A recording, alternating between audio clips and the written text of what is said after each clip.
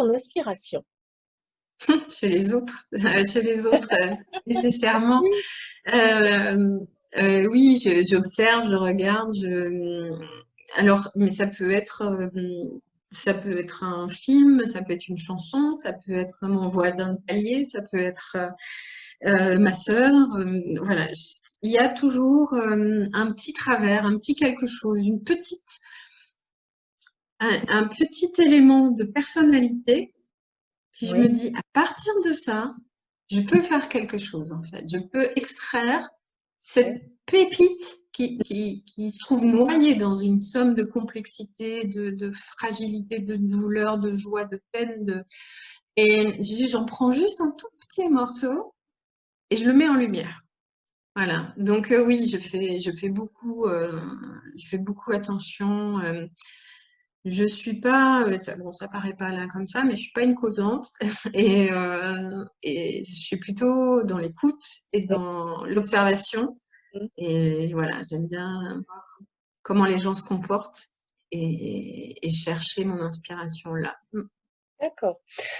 Donc alors bon, l'inspiration, on a compris, que c'était les autres qui te l'apportaient. Moi, ce que je voudrais parler, c'est un peu plus technique. Là, je sais que tu écris parce que comme tu nous l'as expliqué, tu écris, tous les jours. Hem, Est-ce que tu vas improviser au fil de l'histoire, tu vois?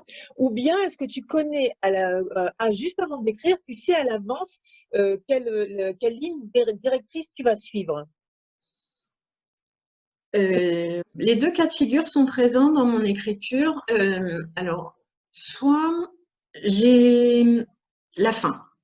Je sais où je veux aller. Oui, d'accord. Et après, il faut que je trouve le début et le chemin pour m'y rendre. Mmh. Soit, et ça c'est le cas le plus fréquent, en fait, j'ai une idée ou une phrase dans la tête dont la musique m'a interpellée, dont je me suis dit, ah, cette phrase-là, il faut que je la case quelque part. Et Oui. je vais construire toute l'histoire qui va me permettre de placer cette phrase. Elle peut être en plein milieu et personne ne va la voir, hein. Oui, Mais oui. moi, je sais que c'est elle le point de départ de mon histoire. Après, une fois que j'ai entamé le processus d'écriture, je me laisse complètement porter par mes personnages, en fait. Je ne, je ne les connais pas avant qu'ils naissent avec le clavier ou la plume. C'est vraiment, voilà, je pars mon personnage, le premier de Être, qui est un homme qui sort de chez lui pour se rendre à un vide-grenier. Voilà, je savais qu'il sortait de chez lui pour se rendre à un vide-grenier. Mais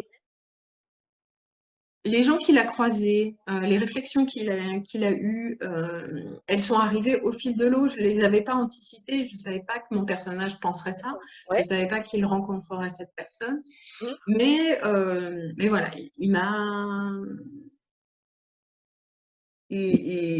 m'a été imposé, voilà, comme je ne sais pas mieux l'expliquer, c'est-à-dire que j'ai effectivement un point de départ quand je me mets à écrire, et puis voilà, je fais la rencontre du personnage en même temps et je le construis avec un bout de ci, un bout de ça, un bout de ça.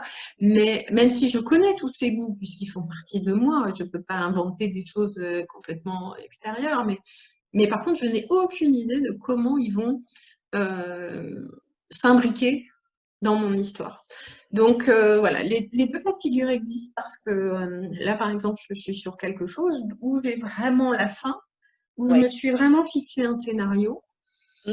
Mais alors, par contre, ce scénario, je suis sans cesse obligée de revenir.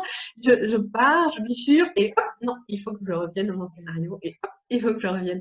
Mais voilà, toutes ces digressions, euh, c'est ça qui fait l'essence de mon écriture, en fait. C'est toutes ces pensées annexes. Parce que dans la vie, c'est ça, on ne fait jamais une tâche. Quand tu fais la vaisselle, tu ne fais pas que la vaisselle. Tu fais la Mmh. vaisselle, mais en même temps, tu parles à quelqu'un ou en même temps, tu penses à quelque chose. Il n'y a pas d'action pure. Tout à fait. Quand tu conduis ta voiture, tu écoutes de la musique, tu regardes à l'extérieur le paysage, tu discutes avec ton voisin. Il n'y a pas d'action que tu fais juste pour l'action. Il y a toujours